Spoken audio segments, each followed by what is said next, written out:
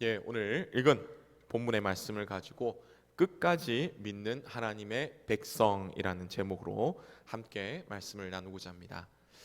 이런 이야기가 있습니다. 한 부인이 아주 큰 대오페라 공연 극장에 이제 갔습니다. 가서 공연을 다 보고 난 다음에 이제 있는데 갑자기 이제 공연장의 지배인에게 전화를 한 거죠.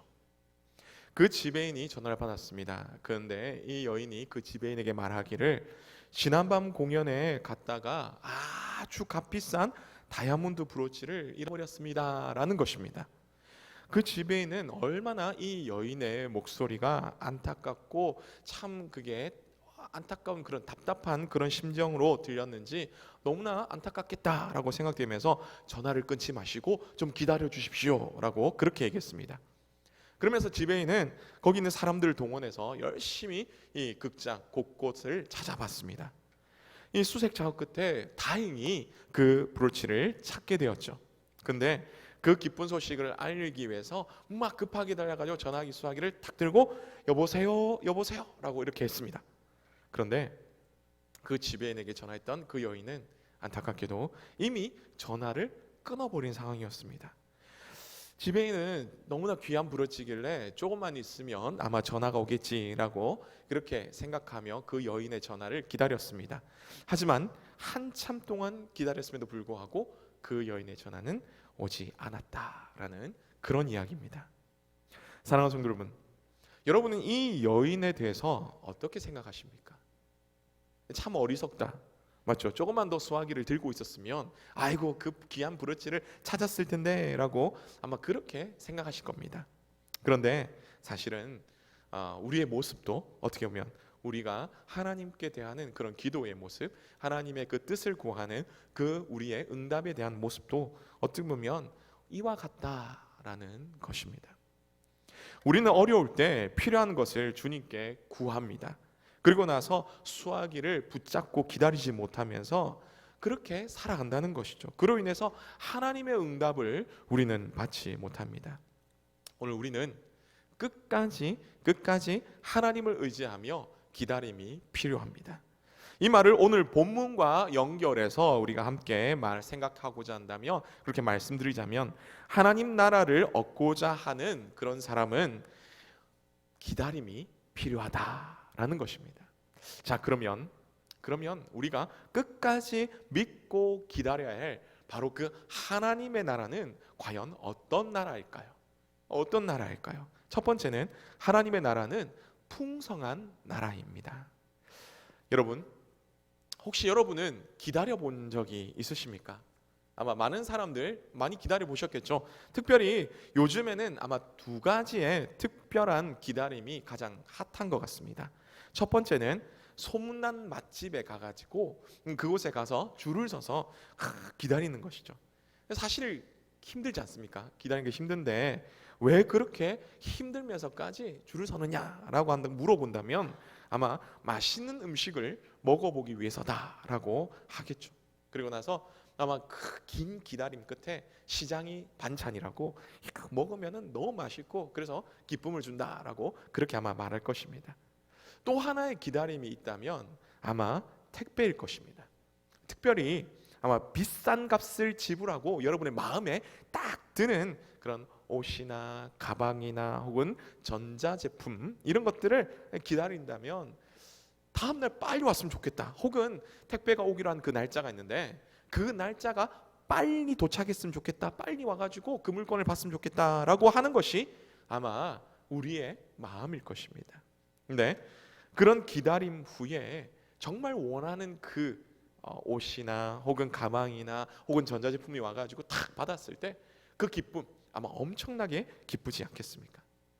근데 이런 기쁨의 기다림이 있는가 하면 또 너무나 힘든 기다림도 있더라는 것이죠. 참 요즘 사회가 너무 어렵다 보니까 돈이 회전하는 게 참 많이 어렵죠. 그러다 보니까 이제 약속한 만기일이 다가옵니다. 그럴 때 이제 잘못하면 부도가 날 수 있는 그런 상황이죠. 열심히 여기저기서 일을 해가지고 알아보고 돈을 구합니다. 그러나 구해지지 않을 때 여러분 그 마음은 하루하루 막 정말 피 말리는 그런 기다림일 것입니다. 또 하나는 다른 하나는요, 여러분 중병에 걸려서 얼마 살지 못할 것이다 라는 그런 선고를 받았을 때에 우리가 분명히 우리 같은 경우도 예수님 믿죠. 믿음에도 불구하고 사실은 여러분 어떻습니까? 그런 이야기를 딱 들으면 여러 가지 근심과 걱정으로 두려운 것이 사실은 이 사실이라는 것이죠. 그런데 중요한 것은요, 오늘 본문에 나오는 이런 하나님의 나라는요, 여러분 하나님의 나라는 앞서 말씀드렸던 그 기다림 가운데서 아주 행복한 기다림이라는 겁니다. 행복한 기다림이라는 거죠. 하나님의 복이 넘쳐나는 그런 나라다라는 것입니다. 자, 그래서 하나님은 하나님의 나라가 이런 곳이다 라고 하면서 샘플로 어떤 것이 한 예시로 보여주기 위해서 가나안 땅을 약속하셨습니다. 창세기 15장과 17장에 보면 하나님은요, 아브라함에게 분명히 약속하셨습니다. 그 땅을 줄 것이다.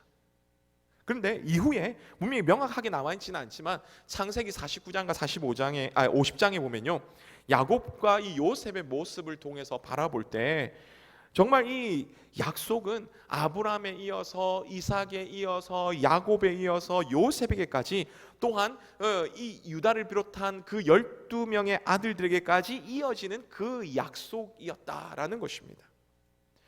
여러분 출애굽 이제 사건 한번 보여주시겠습니까? 잘 보이시는지 모르겠지만 저기 노란색으로 이렇게 쭉 표시가 된 게 있죠. 이렇게 하나님께서 약속을 해주셨는데 430년이라는 그 시간 동안 이제 종살이를 했죠. 그 시간이 흐르고 난 다음에 이제 자유인으로 약속한 땅, 그 가나안 땅을 향해서 이렇게 나아갑니다. 하나님께서는요, 모세를 필두로 하여 애굽에서 이제 나와가지고 저 노란색 길을 따라 쭉 가서 마지막 이쪽 끝에 있는, 이쪽 제 머리 쪽 위쪽에 있는 가데스 바네아에 이제 모이게 되었다라는 것이죠. 근데 이 기간이 어느 정도냐라고 할 때 신명기 2장 14절에서 볼 때는 이 가데스 바네아에서 떠나서 세렛 시내 조금 밑에, 사해바다 조금 밑에 있습니다. 밑에 있는 작은 시냇물인데 여기를 건너기까지 시간이 어느 정도 걸리냐면 38년이 걸렸다라고 이렇게 말씀하죠.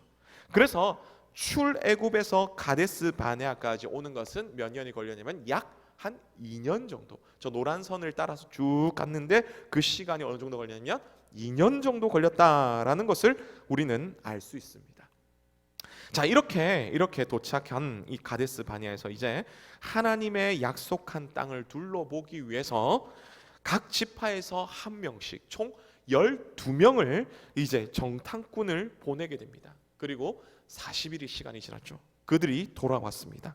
돌아올 때 어떻게 돌아왔습니까? 본문 25절에서 27절 말씀인데요, 우리 함께 한번 읽어보겠습니다. 시작. 40일 동안 땅을 정탐하기를 마치고 돌아와 바란 광야 가데스에 이르러 모세와 아론과 이스라엘 자손의 온 회중에게 나와 그들에게 보고하고 그 땅의 과일을 보이고 모세에게 말하여 이르되 당신이 우리를 보낸 땅에 간즉 과연 그 땅에 젖과 꿀이 흐르는데 이것은 그 땅의 과일이니이다. 아멘. 오늘 말씀해 보니까 이제 사진이 나오는데요, 정탐하고 돌아오는 그 정탐꾼의 이 모습인데, 이 오늘 본문 바로 앞에 있는 23절에 보니까 어떠냐면 포도송이를 이렇게 베어서 오는데 두 사람이 어깨에 메고 막대기에 끼어서 이렇게 올 정도로, 그리고 석류와 또 무화과도 그렇게 가져올 정도로 엄청나게 이 땅은 젖과 꿀이 흐른다, 이렇게 풍요롭다, 이렇게 얘기하죠. 이렇게 큰 열매가 맺힐 정도로 이 열매 맺기 좋은 땅이라는 것입니다. 이 가나안 땅이요. 그래서 27절에서는 이 가나안 땅을 젖과 꿀이 흐르는 땅이다라고 그렇게 표현하는데요. 젖은 그야말로 이제 양이나 염소 등 가축의 젖을 말합니다. 다시 말하면 먹을 게 풍족해가지고 그만큼 새끼를 많이 낳는다라는 그런 뜻으로 이 말을 다른 말로 하면요, 목축이 잘 되는 곳이다, 이런 말입니다. 그리고 또한 꿀이 흐른다라고 말하는데 이 꿀은 우리가 생각하는 벌꿀, 이것을 말하는 것은 아닙니다. 여기서 꿀은 과일꿀을 말하는 것입니다. 과일꿀. 다시 말하면 과일 시럽을 말하는 건데요. 너무나 과일이 잘 열려서 달다 보니까 그 나무에 탁 달려다 보면 막 이 당분이 막 넘쳐 흐른다는 이 말이죠. 포도든 딸기든 뭐 많은 과일, 특히 무화과 이런 거 보시면 알겠지만 막 시럽이 밖으로 막 흘러내리는 것을 말합니다. 이것을 말하기를 꿀이 흐른다라고 표현하는 것입니다. 이 말은 다른 말로 하면요, 농업이 그야말로 잘 되는 곳이다, 바로 이러한 표현입니다. 그래서 젖과 꿀이 흐르는 땅은 바로 목축도 잘 되고 농사, 즉 농업도 잘 되는 곳이다, 그런 땅이다라고 그렇게 말하는 것이죠. 여러분, 그렇듯 하나님의 나라는요 굉장히 풍성한 곳입니다. 굉장히 하나님 나라는 풍요로운 곳이라는 것입니다. 오늘 우리는 하나님의 나라를 어떤 곳으로 우리는 생각하고 있습니까? 그냥 죽어서 갈 저 천국? 뭐 그럴 수 있겠죠. 하지만 하나님께서 주시는 풍성함이 있는 곳이라는 것을 우리는 반드시 기억해야 됩니다. 그것을 통해서 이 땅에서부터 하나님의 다스리심, 하나님의 이 인도하심이 있는 그 하나님의 나라를 늘 기대하며 그렇게 살아가시는 우리 모두 되시기를 간절히 바랍니다. 또한 우리가 두 번째로 생각할 것은 끝까지 믿고 기다릴 하나님의 나라는 어떤 곳이냐. 처음에는 풍요로운 곳이었는데 두 번째는 하나님의 나라는 믿음의 눈으로 바라보는 나라입니다 라는 것입니다. 믿음의 눈으로 바라보는 나라는 것이죠. 오늘 본문에서 어떤 일이 일어나고 있습니까?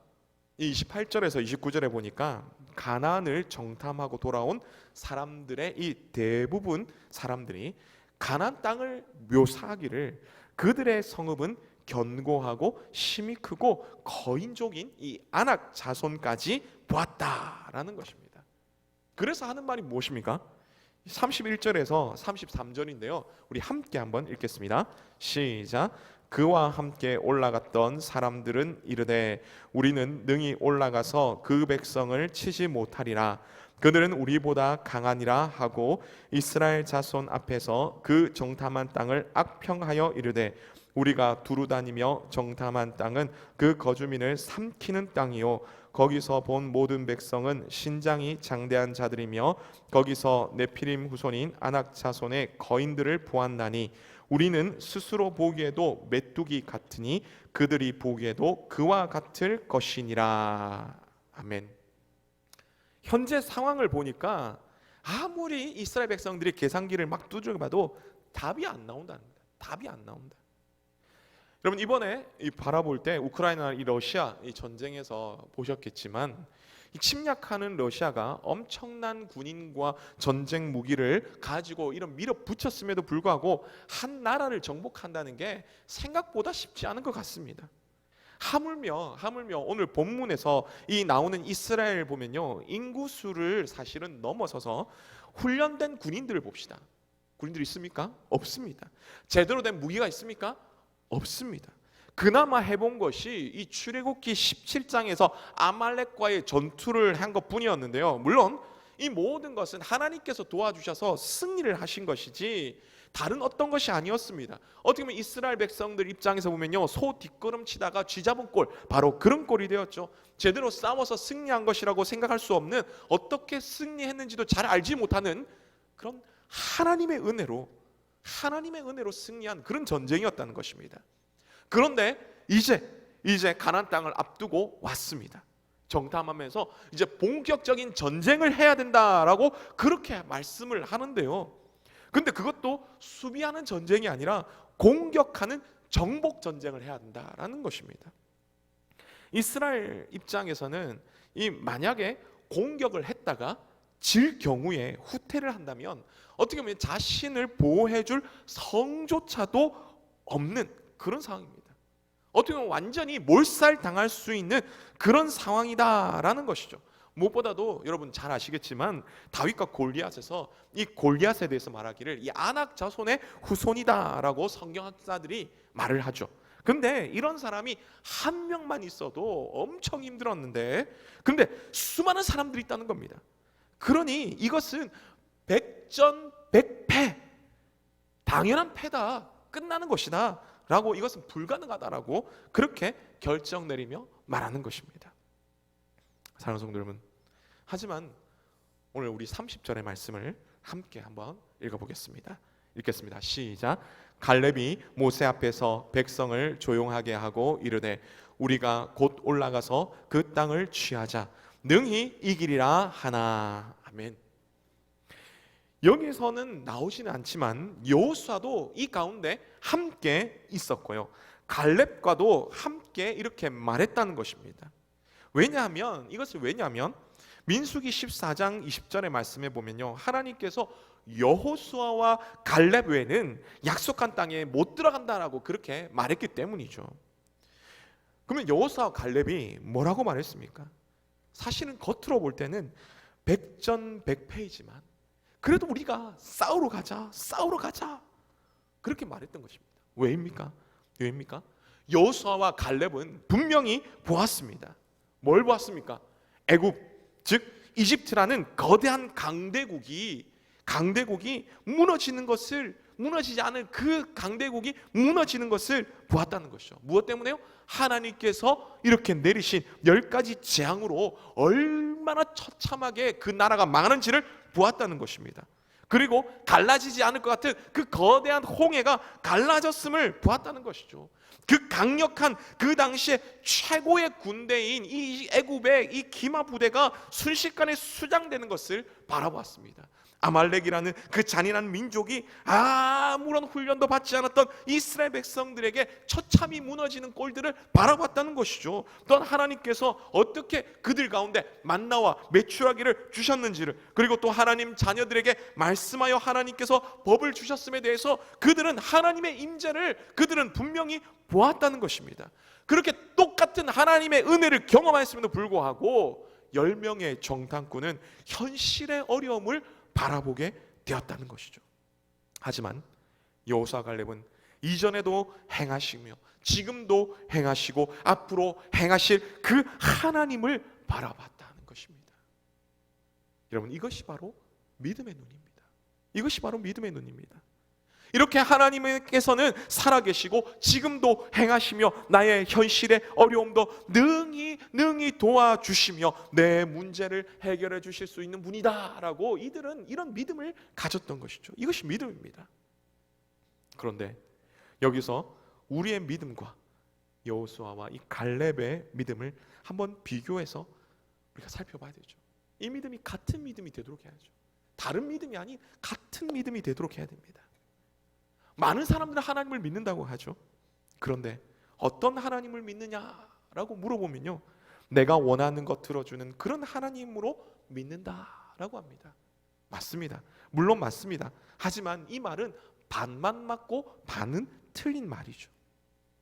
여호수아와 갈렙은 이제 하나님께서 이 어려움을 그리고 자신들의 소원을 들어줄 바로 그런 하나님으로 믿었습니다.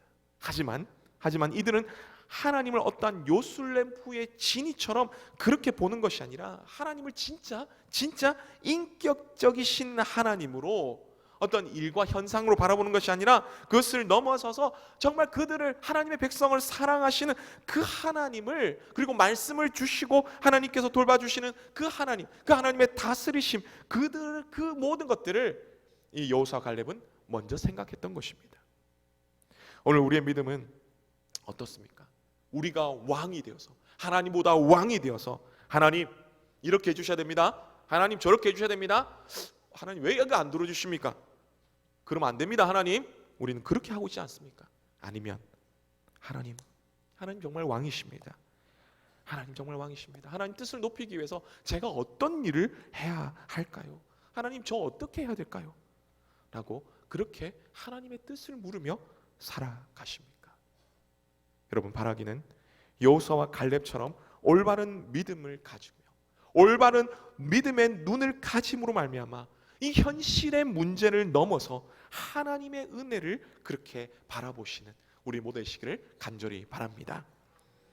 이렇게 하나님 나라는 풍성한 나라이며 믿음의 눈으로 바라보며 나가는 나라이죠. 그러면 마지막으로 우리가 끝까지 믿고 기다릴 하나님의 나라는 어떤 나라입니까? 마지막 세 번째는 끝까지 믿고 기다리는 하나님의 백성이 들어갈 나라입니다. 하나님의 백성이 들어갈 나라라는 것이죠. 우리 민수기 14장 30절 말씀인데요, 제가 읽겠습니다. 여분네 아들 갈렙과 눈의 아들 여호수아 외에는 내가 맹세하여 너희에게 살게 하리라 한 땅에 결단코 들어가지 못하리라.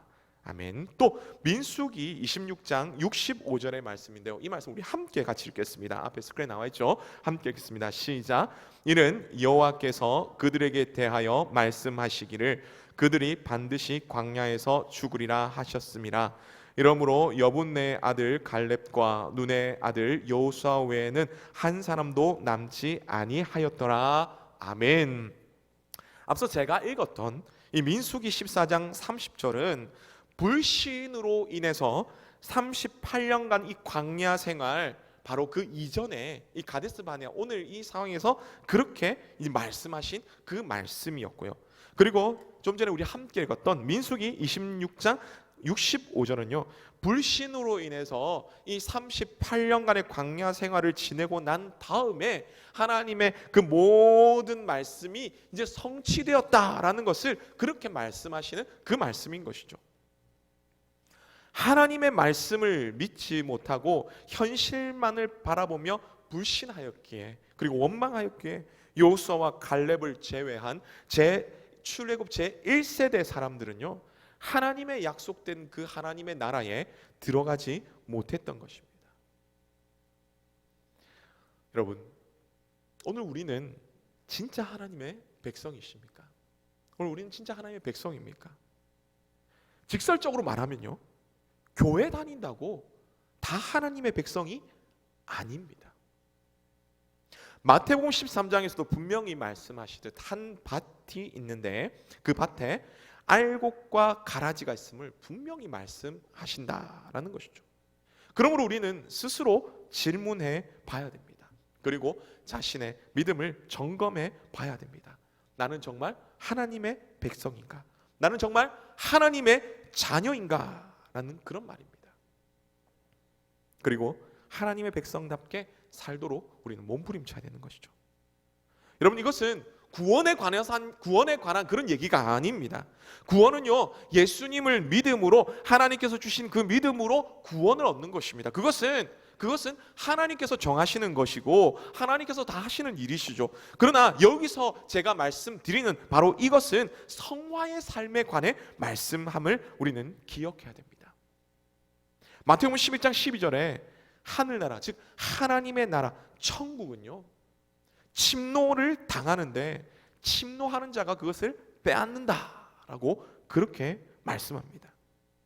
여러분, 하나님의 백성은 이제 하나님의 나라를 풍성히 누리기 위해서 몸부림쳐야 하는 것입니다. 하나님의 나라는 하나님의 다스림이 있는 곳이죠. 하나님께서 우리를 통해서 그 하나님의 살아계심을 나타낼 수 있도록, 하나님 우리를 정말 우리가 그런 삶을 살아갈 수 있도록 도와주십시오. 하나님, 내가 그런 삶을 살아갈 수 있도록 하나님께서 내 가운데 풍성한 은혜도 복들도 더하여 주시고 영육간에 일용할 그 양식들도 풍성히 누리게 해주십시오 라고 하면서 하나님을 붙잡고 막 기도하면서 몸부림쳐야 되는 것입니다. 여러분, 정말 바라기는 이런 우리 모두에게를 주님의 이름으로 간절히 바랍니다. 무엇보다도 하나님께서 우리를 인도하시고 우리 가운데 부어주실 그 은혜를 누릴 때까지 이 현실의 어려움을 넘어 믿음의 눈으로 하나님을 바라보며 끝까지 하나님을 믿고 의지하면서 믿음으로 살아가는 우리 모두가 되셔서 하나님께 주시는 풍성한 은혜를 누리시는 우리 모두 되시기를 간절히 바랍니다. 말씀을 맺습니다. 여러분, 우리는 맛집이나 택배 열심히 기다립니다. 하지만 하나님의 응답은, 여러분, 우리는 얼마나 기다리고 있습니까? 별로 기다리고 있지 않는 것 같습니다. 하지만 우리는 기억이 됩니다. 하나님은 살아계십니다. 하나님은 지금도 하나님의 백성들에게 말씀하십니다. 하나님의 통치는 예전에도 그렇고 지금도 그렇고 앞으로도 계속해서 하나님께서는 통치하십니다. 이런 하나님을 바라보며 현실의 어려움을 믿음으로 이겨나가기를 간절히 바랍니다. 그래서 풍성한 은혜와 기도의 응답을 누리시는 그런 우리 모두 되시기를 주님의 이름으로 축복합니다.